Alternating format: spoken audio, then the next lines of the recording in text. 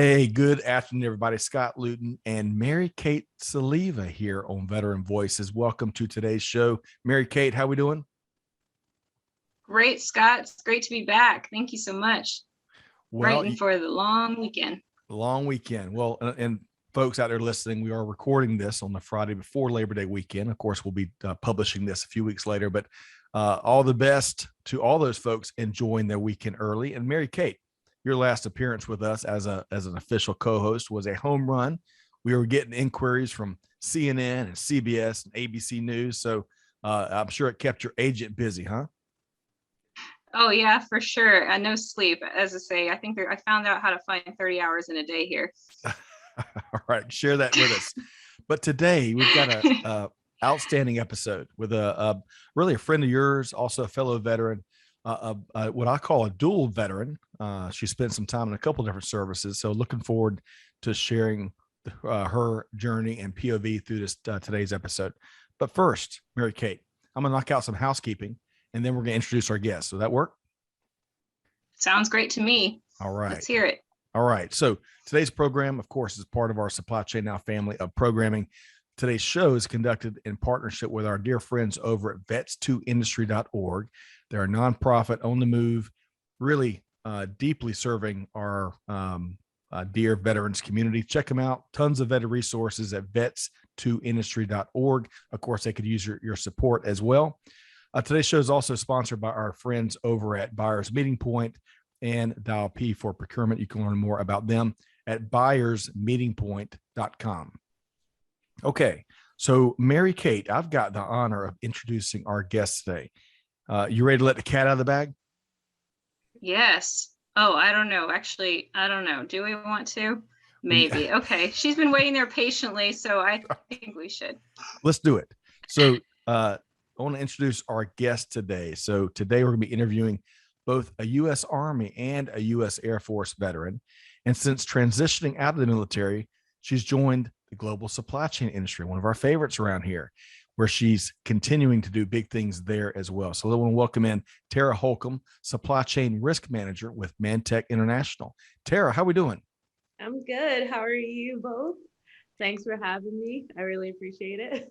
Great to have you with us. As we were talking pre-show, Tara, Mary Kate is a huge fan, and Mary Kate might just have a tattoo of you on her arm. She is such a big fan. So your ears have been burned, and it's great to finally have you here on Veteran Voices. Yes, thank you for having me. I mean, I was really excited when Mary Kate told me about the show, and I'm excited to be speaking with you both today. All right. Well, we're gonna toss some softballs to you up front. We always like to get a better grasp on where folks grew up and where they're from, and of course, you got to give us the goods on what it was like growing up wherever you grew up. Give us some anecdotes there. So Tara, where was home for you? So I'm originally from Newark, New Jersey. A lot of people know the airport. It's honestly a great state. I know sometimes people say it's the armpit of the United States, but it's beautiful and amazing and smells wonderful. Well, right or wrong, fair or unfair, whenever I hear New Jersey, it takes me back to one of my favorite shows of all time, The Sopranos, right? Man, say Jersey Shore. What's or Jersey Shore, maybe too. But so you grew up in Newark. What was, when you look back at growing up in a great American city, what was key for you, whether it's food or activities? What was key to your childhood and upbringing? So Newark is quite a crazy little city.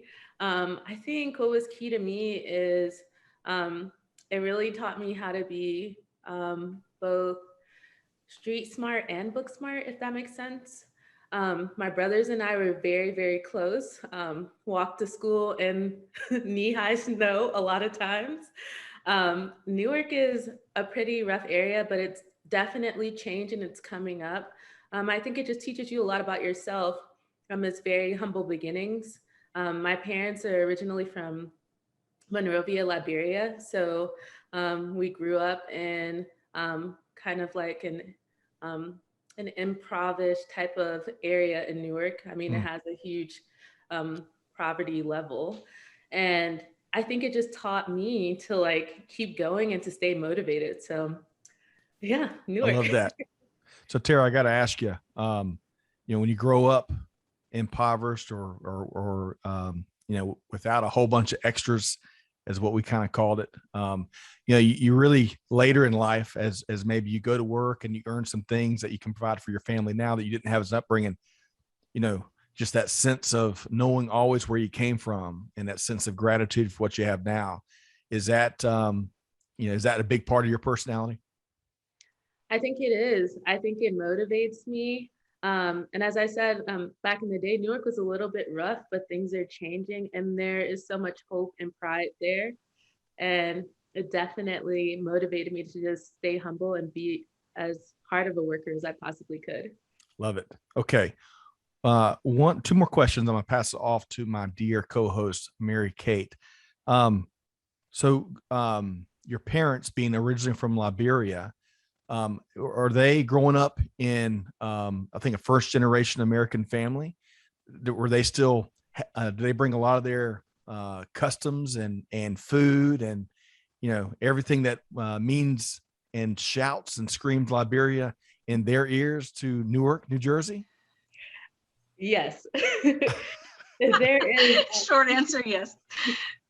There's a huge Liberian community in Newark.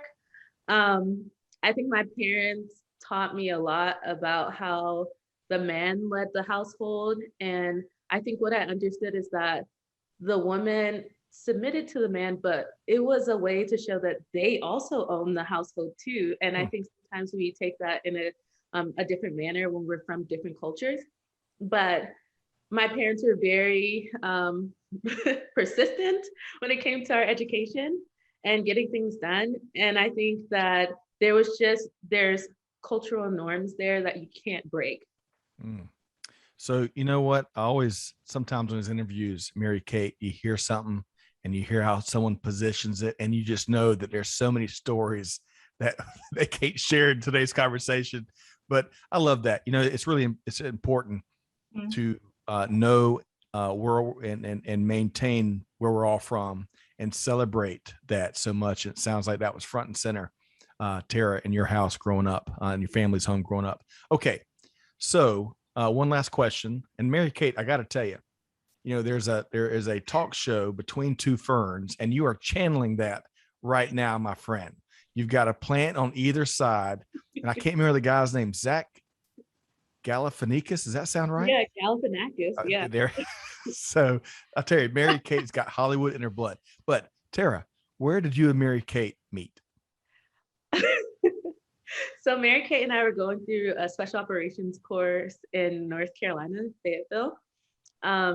And I had seen Mary Kate around our squadron area before PT. So maybe I was stalking her a little bit. I don't want to say that, but I had moved back to North Carolina after leaving Colorado. And I had just gone for a walk downtown Fayetteville. There's a lot of cute shops. So I went into this one shop and saw Mary Kate, kind of like a knick-knack shop, which is very Mary Kate. And I basically just walked up to her and said, I've seen you around the squadron, right? You're in the same squadron as me. Have you seen me? And you were hoping and praying she's going to say yes. And you didn't have the wrong person, right? Yeah. Just imagine what I was thinking, Scott. Imagine what I was thinking of this person's coming up to me. You're in trouble is what you're thinking, maybe. I don't know. She said, I think I've seen you before. And I said, well, if you're not doing anything, do you want to hang out with me? She's going to tell you a completely different story, but that is what I remember saying. So that little spark, that little stalking moment is what has blossomed into a really strong, vibrant friendship ever since. All right. So Mary Kate, I'm going to pass the baton to you. Feel free to correct the record, at least as you see it. And of course, we're going to talk a lot more about Tara's time in uniform too. Yes, thank you, Scott. And thank you, Tara, my sister. I mean, Tara is long time since that first day, but of course there's two different versions of that story. But yes, we were downtown. Yes, we were in a shop looking at some knickknacks, but I think I was in the sock section looking at some cool socks with some cool sayings on it. And she just comes up to me and was like, "Are you in PSYOP?" And I'm thinking like, do I say yes or do I say no? Like, I don't know this person. Is she collecting information on me? Like, I've never seen her in my life. Okay, yes. But really, it really didn't end up where she asked if if I had anything else going on, if she could just walk with me to the next shop, and the rest is history. We got to know each other, exchange numbers, and she's definitely been like a sister to me the rest of the time, and sister for life. So I love her family, love her, and I really appreciate being on this with her today, because I really would love for you, Tara, to share your story about your service, your time in service. And can you tell us a little bit about that time? Because that's really where it began for our friendship. But yeah, I just want you to share it with the world, because I think your story is incredible. So just a little bit, Tara, about your time in service. So I joined the United States Army in 2011. I think if you don't come from a military background, or you don't have family that are part of the military, it is a culture shock. Right. I remember, yes. I remember eating literally everything on my plate in basic training, even the bread and butter. I was doing it all. And being so scared to eat ice cream. Yes. Oh, we shared that because you had to, in basic training for the Air Force, we had to walk past the snake pit, I think as we called it, to get ice cream. And you knew those TIs, they're going to pick, they're focused on the folks that went and got ice cream. So I'm with you. Snipe Tara. you. Yes. So I did basic training in Fort Jackson, South Carolina, and I never knew I could sweat as much as I did. And I didn't realize that it could get as hot as it did. So definitely a culture shock there too. But I will tell you that after basic training, I completely changed and became the person that I've always wanted to be, in a sense. I think I started basic training when I was 21 years old. So at that time, you think I pretty much got it all together.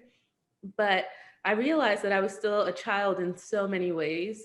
And I think that the military really changed my mindset and helped me just overcome and adapt a lot of things that I didn't know I was going to be able to do. So after that, So my first duty station, Fort Bragg, North Carolina, with the 82nd Airborne Division. And let me tell you, if you're not a runner, you're going to learn how to become a runner. Uphill, both ways. Snow or no snow. I swear, some of those snow or no snow. I feel like that's the way. It's just all hills over there. Yeah, so I think in the 82nd, I was a part of a BSTB, which is kind of like just a battalion that is a little bit of everything. So you have MI, you have communications, you have headquarters and headquarters battalion. I was a part of that. So I actually was considered to be a motor pool clerk. And I basically managed all the vehicles for our entire battalion, including brigade. So I was in 3rd BCT. Like a big fleet. Yeah. So every morning we had accountability at the motor pool for everyone to check their vehicles. And I will tell you, like, I'm pretty tough. So I'm by the book. And I was a specialist at the time, so an E4. And when you're the only supervisor in the office as an E4, you really have big shoes to fill. So that was really exciting. And that's kind of where my logistics career started. I learned a lot. I think people just don't understand like everything that logistics really encompasses, when you're thinking about transportation and parts and stock and all kinds of things. And so it really kind of got my wheels turning on what that looks like, because when you go to MEPS and they're like, you're going to be an 88 mic, for me at first, that's what they said. And then they're like, you're going to be an automated logistics specialist. Yeah. You're like, what is that? Exactly. That's just such a a great point, Tara, and a great segue to your transition, because one of the really great things about your story is that you had such a unique transition from service, and you brought up a great point that what you did in military, you saw a connection to supply chain. And could you just talk us through your transition, sort of your lessons learned before, during, and after as you went through that process? How was that for you? Before my transition, I was just simply trying to figure out, where I wanted to be and where I saw myself. Some people in the military don't have these strong support systems. And I think that we have to realize and understand kind of our soldiers, our airmen, our Marines. We have to understand what's going on with them. So I have always lacked a strong support system for such a long time. I was a single parent while I was in the military. And so I kind of got to a point where I was a little bit burnt out and really worried about my child and not being able to be there during certain points in time. And I think that that was really a big concern of mine when I decided, like, it's time for me to maybe step away from this and, just test the waters, like outside of the military. And this was as you're beginning to wrap up your time with the U.S. Army. Yes. So you actually made two transitions, which we'll talk about in a second, but you're talking about the point in time where you're about to separate from the Army, right? Yes. So this is 2018. It's been a great career, but one of my mentors told me this. She said, your child's only young for a certain point in time, and before you know it, they're gone. And that really just struck a chord with me. And so I decided it would be best to leave, and I talked to my leadership. And there was really some back and forth. Let's say that. They wanted to keep you in, and you really wanted to check out the other side of the fence, right? Yeah, I mean, I think anybody can tell you who's leaving any type of military service that they're not like, yes, great. They're like, it's the other side of that. They're like, stay. Just sign here. Yeah, 6 more years, give it to us.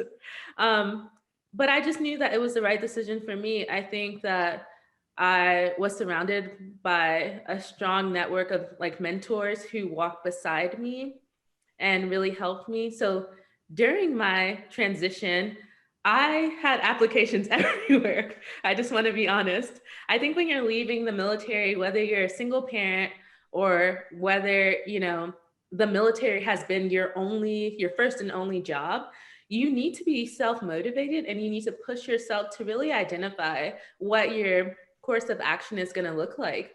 You need to understand everything about where you might possibly end up, the social economic level that you are hoping to be at, what life is going to look like when the military isn't paying for your health insurance anymore, because I didn't really think about that or take that into account in the beginning.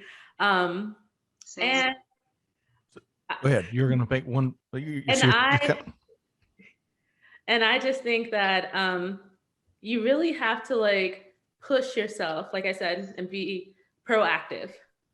So I really appreciate you sharing that. And Mary Kate, I want to ask you a question here, because a lot of what we do here, I think we've for Veteran Voices, we've just crested over, I think, 50 episodes, and a lot of those episodes have been, as y'all might imagine, we talk about transition a lot, because there's still a lot of, despite all the gains we've made as a veteran community, and despite a lot of progress that what I'll call collectively corporate America or the business world has made towards understanding, we still have a long way to go to really leave no one behind in that successful transition process. Yes. So I appreciate what you just shared there, Tara, especially thinking about, healthcare, thinking about how much income you want to have on the private side, because proactively, I think military members are better if they have those thinking exercises while they're still wearing a uniform, rather than having those thinking exercises after they've transitioned out. So Mary Kate, on that note, before we keep going down the path with Tara, what else would you add from a transitional standpoint that folks need to know? Yeah, so I really appreciate that Tara touched on the mentorship aspect, because I think without having reached out to both civilians, both those who've never worn the uniform to help translate that military jargon, that language that we have within service, but also those who've successfully transitioned, they pointed out things that I would not have known to do, like filing for your own life insurance outside, or so that's not something you really think about. And even filing for your VA claim, there's still some negative connotations associated with filing a claim or seeking, but you want to spend that time during your transition to check to make sure your records are good. And if things aren't, if your x-rays aren't in there, or if something's missing, make sure you get it all together and get it taken care of, because you don't want to spend like 10 years out of service and then you find that the bones start creaking, you become Mr. Potato Head, and you don't have anything documented, because the reality is that you earned that. Is that you don't have to have been shot at. And I find I have too many conversations with service members that feel like they did not earn that claim, and the reality is that they did. So I just want to stress that too, to just have mentors. So thank you, Scott, for highlighting that. Excellent point. So Tara, going back, so you made the decision, it sounds like, to separate from the U.S. Army, right? And then what came next for you? So I had already had a job offer a couple months prior to getting out of the military. I remember Mary Kate and I talking about it. I was like, I think this is great, right? Isn't it great? So I had a job offer with a small, probably I would say small, medium sized company in Virginia, in Springfield, Virginia. And I will definitely say that there was just a lot I didn't know. So I walked into this environment where I was still working for DOD, and I was working among soldiers still. I was working in a warehouse and I was basically doing what they call, DERMO, what is now called DLA. Right. So basically like dispositions of parts and disposal. And I just didn't know that it was a place that I thought that I should start off at. I think a lot of times we get out of the military and we think, well, I was Right. so-and-so, so I deserve to be a so-and-so, if that makes sense. I don't want to put a rank or a name or whatever to the title. But I think what I learned is that, number one, I was blessed enough to have an offer letter and to come out of the military with a position.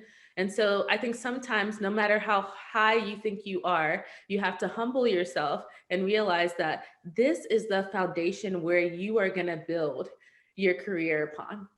And the people around you are going to help you. I love how you just put that. I love how you put that. And,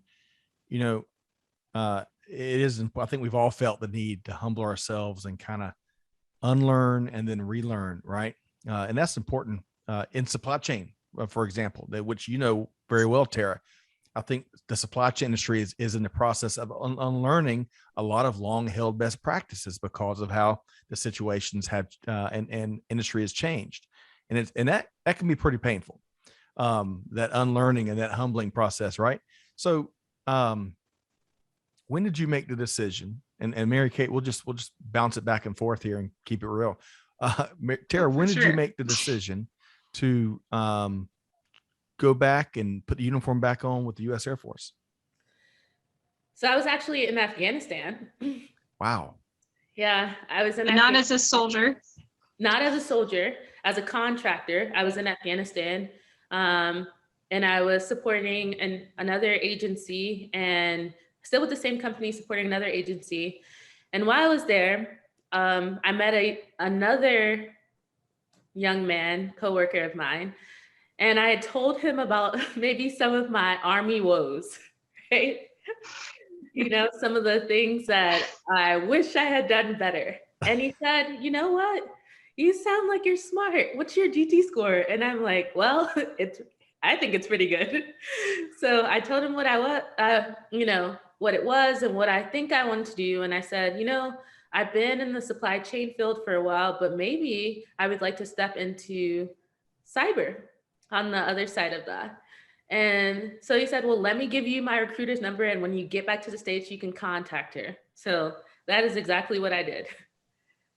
And before I knew it, I was in the U.S. Air Force.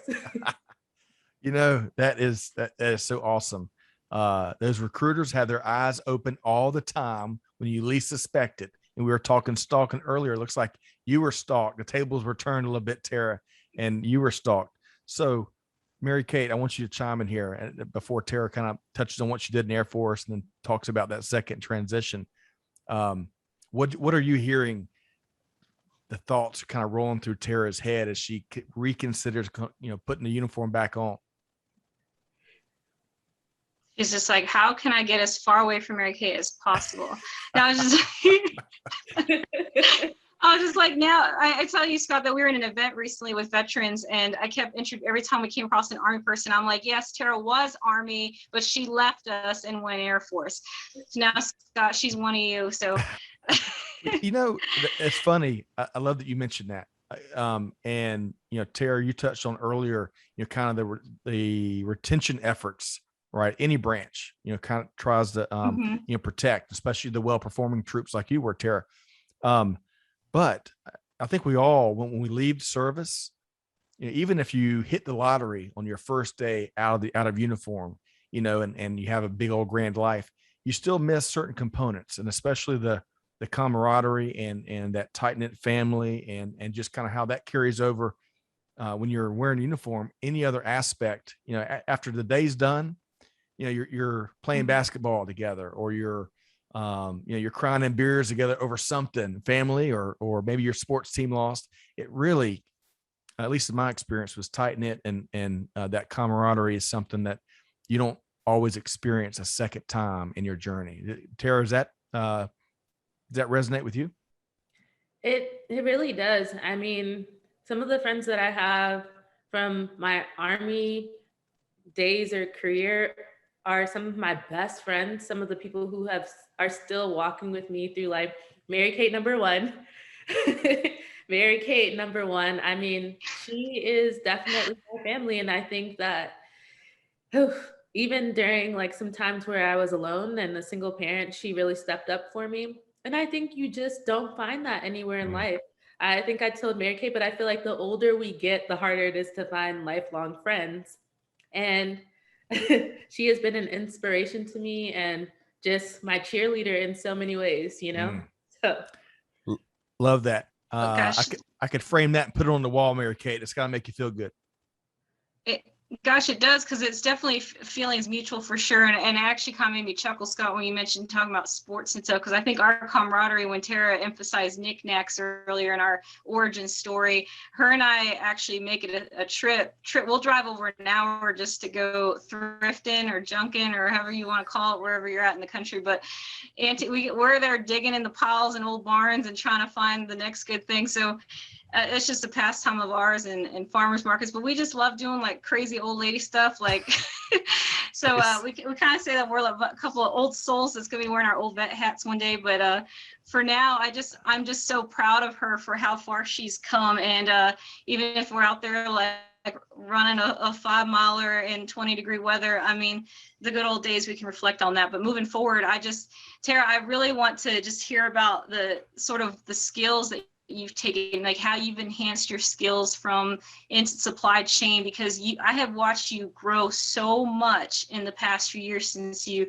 got out of the Army, and now you're in Air Force doing the cyber thing, but you're also doing the supply chain thing. And just what are you doing now to keep yourself current with in your field? Well, so later on, a couple of years later, after I was with a small organization in Afghanistan, I got a call from a ManTech recruiter, and I want to say it was probably one of the best days of my career. Wow. Because it really transformed maybe some of the things that I had seen in supply chain and logistics already, like working in a warehouse or working in a motor pool or doing like some type of procurement overseas. I stepped into a different role, which looked more like auditing on the side of supply chain and logistics. And I was, they brought me in as a principal logistics analyst.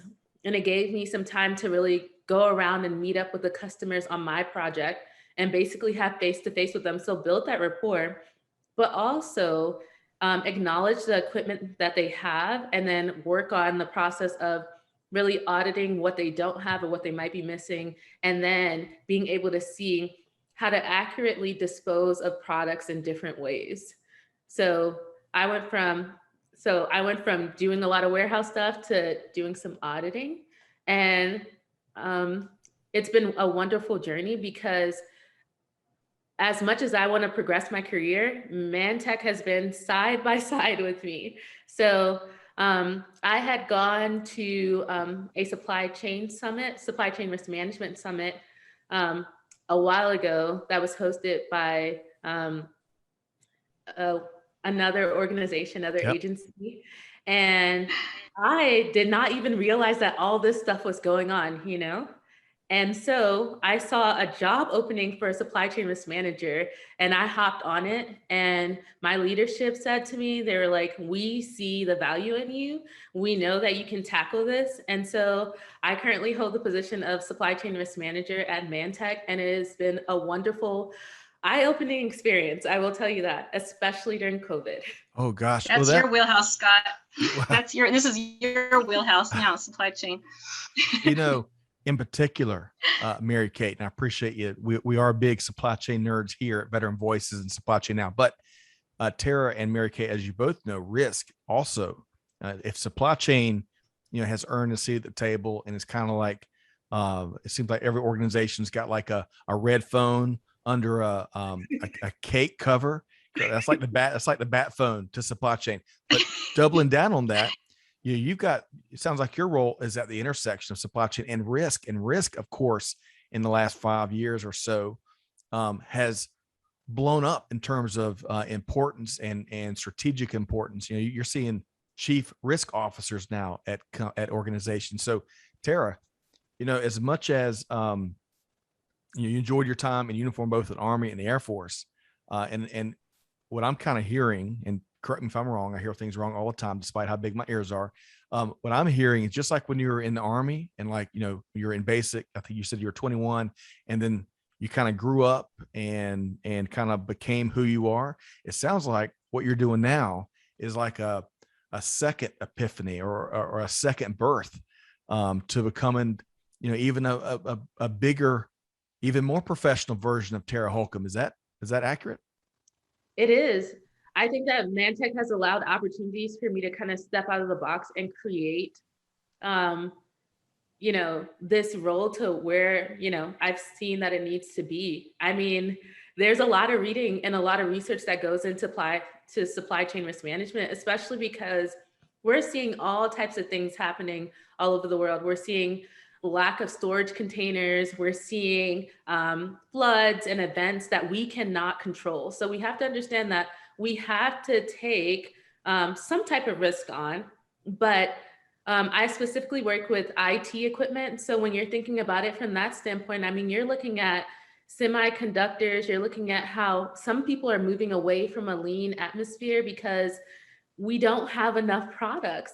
But I think what's super important is that predictive planning is on the rise, and forecasting properly is going to help us essentially build the stockage levels that we need to have in order to be productive. Okay. She's smart, ain't she, Scott? She's smart. We could really nerd out here over the next couple of hours, Tara, but for the sake of time, but I love that. I love how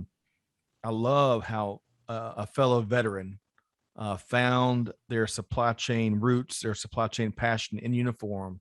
And then after they transitioned, even if you uniquely had two transitions, you're finding it on the private industry side. And it sounds like the art of the possible for where your career can go is really exciting. So Tara, man, kudos. Let me circle back on what we want to tackle, Mary Kate, because there's a lot of different, I've got about 972 follow-up questions I'd like to ask you, Tara, but I want to stick to our game plan here today and talk about highlights, because you've already shared, in your relatively brief career thus far. When did you exit? What year did you exit the Air Force?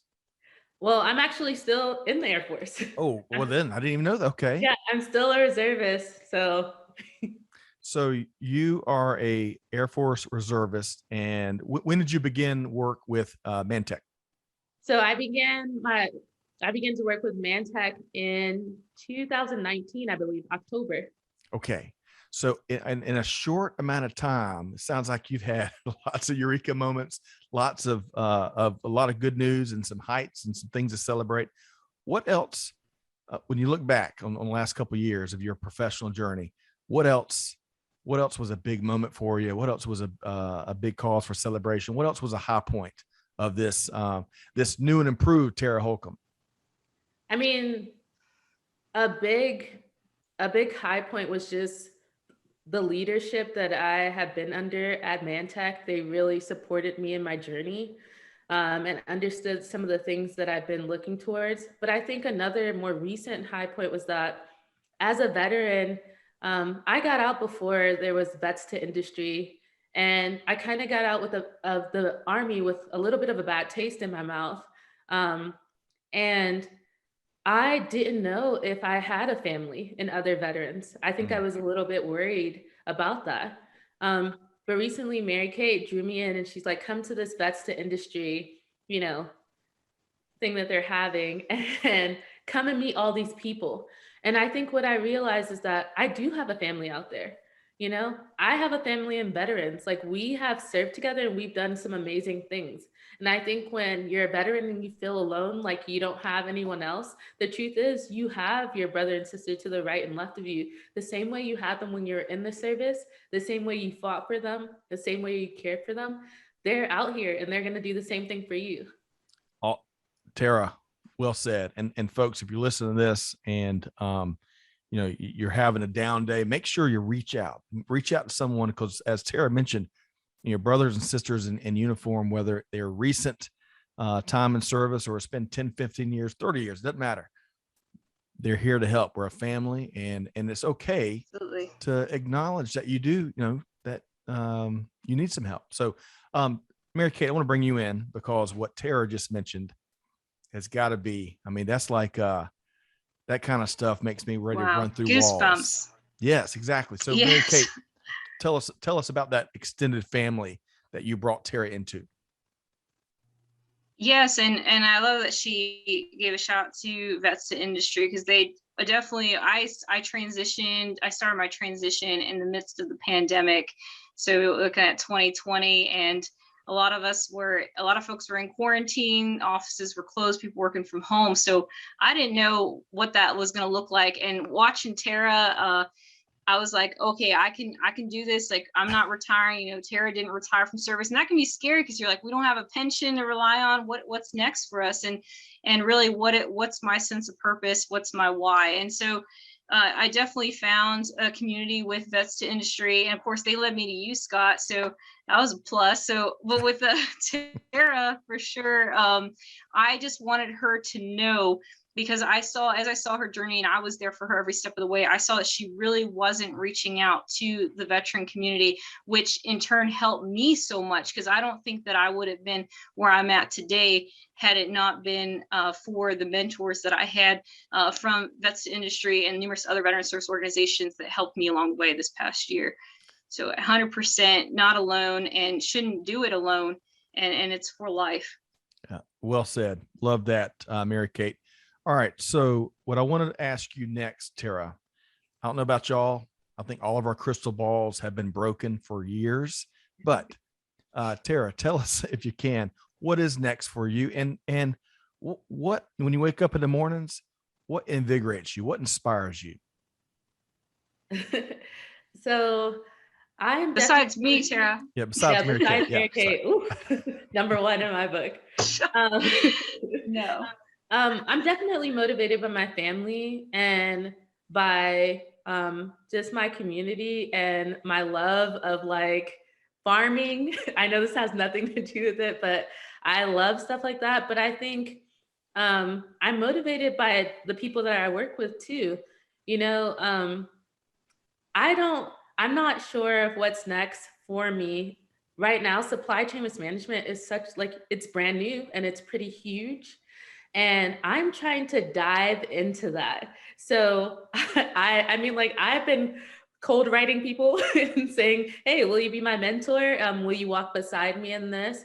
And ManTech has a ton of educational resources. So I decided that I was going to do a software systems engineering bachelor's degree program, Wow. which they have like this really amazing like collaboration with Colorado Technical University. So it's fully funded and it's no out of pocket for you. And it's amazing because you get to really step out of your Awesome. box and kind of do something that you wouldn't have thought you could do or you want to do. I think you just have to take the chance sometimes. Tara, hey, are they hiring? Can you get me on? Free They engineering are. degrees? And that is remarkable, especially in this era where, unfortunately, a lot of the benefits and pensions and some of those extras, those big extras, companies have been cutting back. So it sounds like to me that ManTech is really investing and is open to investing and readily investing in their team and their associates. Is that right? Yeah, I mean, that's definitely true. I went to tech school for a few months and ManTech, covered me with my salary. They made sure that I was taken care of. My leadership was constantly in contact with me, not bothering me, but basically being like, are you okay? And how is it going? And you can do it, and stuff like that. Because if you think about it, supply chain risk management does have a lot to do with the IT community too, and cyber equipment and stuff like that. So they were rooting for me in a lot of ways, and I really appreciate that. So 48% of the company are veterans, and they will really truly like reach out and figure out a way to help you, no matter where you are in life. Love that. I love that. Scott, I have to say that Yeah. with ManTech, those Saturday events that happen in Vets Industry every 3 weeks on a Saturday for like 5 to 6 hours, ManTech recruiters are at those events. And it is like relentless. Like they are on a mission. They're hiring veterans, military spouses. Like they're out there to let folks know that they care about the veteran community and military community. And I mean, it's just great to see. And I definitely look back and I continue to ask Tara for that advice. So as much as she's cold messaging people to say, hey, can you walk this journey? I mean, she's still paying it forward and giving it back. And I mean, that's what it's all about. And that's why I circle back to say, hey, Scott's a veteran. He gets supply chain now. I mean, just to know that there are resources out there like that and giving back. Well said. Yeah. I think it's important, as all three of us are acknowledging, we all are the beneficiary of those that have given back, that have come before us. And now it is our responsibility, to put the ladder down, as a lot of folks reference, and to give forward, as we like to call it around here. So Tara, and Sally, Mary Kate, I almost called you Sally Kate, Mary Kate. I love like to Sally hear, Jonah. yes, no kidding. I love to hear the culture at ManTech, and clearly they are one of the organizations that understand the value proposition that vets bring to the table. So let's do this. Mary Kate, you have had some big news, which I'm going to ask you about here as we close in just a second. But Tara, let's make sure folks can connect with you and find you after today's episode and want to compare notes or what have you. So what's the easiest way to get in touch with the one and only Tara Holcomb? Contact Mary Kate. No, I'm just kidding. You can definitely find me on LinkedIn, and you can email me. My email address is tara.holcomb1226@gmail. And so reach out anytime if you need anything. I'm more than willing to help. I will definitely say that as long as you come ready to work hard and ready to basically just work well with others also, I am more than happy to do whatever I can to support you in your journey, because we all need someone to walk beside us and to guide us through this process. So please never hesitate to reach out. What a great point to wrap that on, Tara. Really admire your service, admire your journey, and I tell you, may all of us, wherever we are, wherever you are, those that are listening, kind of can find a position that is fulfilling and empowering and sounds like opens lots of doors of opportunity like you have found, Tara. So thanks so much for joining us here today. Thank you. Go Air Force, by the way. That's right. Go Air Force. So Oh on that gosh, note, I knew I was waiting for it to come. I was waiting for it. so this is a perfect segue. Fresh off getting Tara Holcomb's great story. So Mary Kate, you've had some big news here in recent weeks. So tell us more as we exchange a couple of high fives. Tell us what I would say you've kicked off two big new journeys. I think school starts soon, right around the corner as you kick off your PhD program, which is really cool. But what else is some big news from Mary Kate Saliva's world? Oh yes, thanks, Scott. So I'm really and thank you, Tara. I'm really excited to say that I am working for Project Management Institute. They've been around since 1969, sole provider of the PMP, the Project Management Certification. And it's just, they have so many things to offer the military community, specifically the veteran community, which is why I'm really excited to be part of PMI now, to really get the word out that you can go after these professional certifications while you're still in uniform, even after you're out of uniform, if you're doing a career pivot. There's so much more than just the PMP. But I think with how Tara was saying, I just want a message for those listeners today that you don't stress yourself out to the point you get sick of trying to find the perfect job, the all capital letters job when you get out of service, when you become a veteran, get that D214, because the reality is, like with Tara, how she journeyed through, she didn't just stay with the first one. And granted, I feel so fortunate because I waited, Scott, in my transition to find like a good culture fit for me. And I really do feel like I found that with PMI. And it's just something that, it's just out there. I'm so eager to give back and spread the word to our community that what they have to offer. So, and of course, again, Dr. Criminal Justice degree program starting up already. So you're going to crush that, Mary Kate. I love to hear the trajectory that both of y'all are on, Tara and Mary Kate. Your companies are better off, industry's better off, and we look forward to having you back. We'll do a check-in with you, Tara and Mary Kate. I know we've got a couple of shows up our sleeves together. All right, so Mary Kate, one last question: how can folks connect with you and, of course, PMI? Yes, and so definitely you could reach out to me, Mary Kate Saliva, just as written, and on LinkedIn. LinkedIn's the best way, and just shoot me a message. Happy to connect with you and give you more information about PMI and continue. You can always check out our website as well, and then projectmanagementinstitute.org, and it's just got so many different offerings. We can talk about the different programs while you're in service as well, and talk to you about those opportunities to get your certification paid for. So thank you, Scott, so much for this opportunity. Always a pleasure to co-host with you. Well, and same. I love the energy. I love the guests and the guest ideas you have. Of course, Tara Holcomb hit it out of the park today. So we look forward to reconnecting with her down the road. But hey, folks, hope you enjoyed this episode as much as we have here. We've had too much fun, I think. We'll have to bolt a second hour to these future episodes, Mary Kate. But hey, on behalf of our entire team here at Veteran Voices, we invite you to find us and subscribe wherever you get your podcast from, so you don't miss conversations like this. You can find us across social media. Be sure to check out a couple of the groups we talked about here today: vets2industry.org, nonprofit. It's a wonderful resource for veterans looking for resources of all types. It's a wonderful family, as Mary Kate and Tara both have spoken to, and it's a nonprofit doing great work. They could use your support, so check that out. Big thanks to our sponsors for this episode: Buyers Meeting Point and Dial P for Procurement. The near and dear Kelly Barner over there is the leader. You can learn more at buyersmeetingpoint.com. And lastly, I'll tell you, chock full. I got about 18 pages of notes from Tara and Mary Kate's perspective. This should invigorate you. This should inspire you. This should hopefully makes you laugh a little bit. But most importantly, hey, we challenge you on behalf of our entire team here: do good, give forward, be the change that's needed. On that note, we'll see you next time right back here at Veteran Voices. Thanks, everybody.